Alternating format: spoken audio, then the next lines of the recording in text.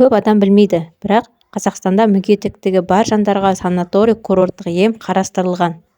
Бүгін соны қалай онлайн алуға болатынын қарапайым тілмен айтып беремін. Бұл үшін тек телефон керек. Егов мобайл приложениесіне кіріп, осы жерде льготы и пособие деген таңдаймыз. Сол жерден санаторный-курортный жазуы бар, осы бөлімді таңдаймыз. Ары қарай сізде осындай шығады. Осы жерде сізге кімге оформить етeceğiz, өзіңізге ме, балаға, соны көрсетесіз. Мына жерге галочканы қойып, продолжить дегенді басасыз.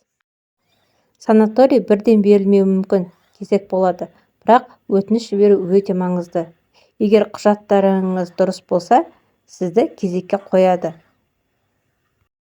Егер сіздің заявкаңызды мемлекет мақұлдаған болса, сізге 14-14-тен осындай SMS келеді.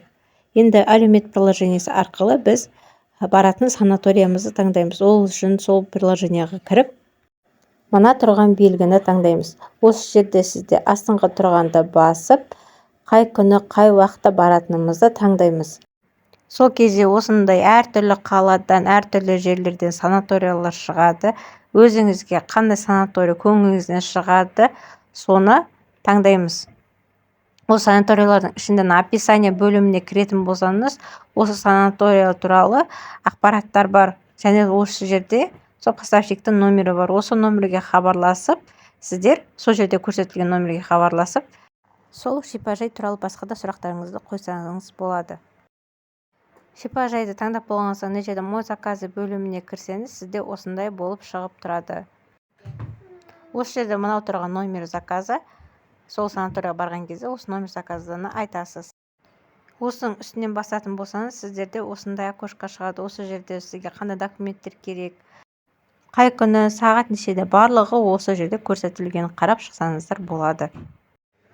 Осындай үйден шықпай-ақ рәсімдеуге болатын мүмкіндіктер бар, бірақ көбіміз білмейміз. Сондықтан бұл видеоны бөлісіңіз. Бір адамға болсын пайдасы тиюі мүмкін. Пайдалы болса лайк басып сақтап қойыңыз. Тағы осындай пайдалы ақпарат керек болса каналға жазылыңыз.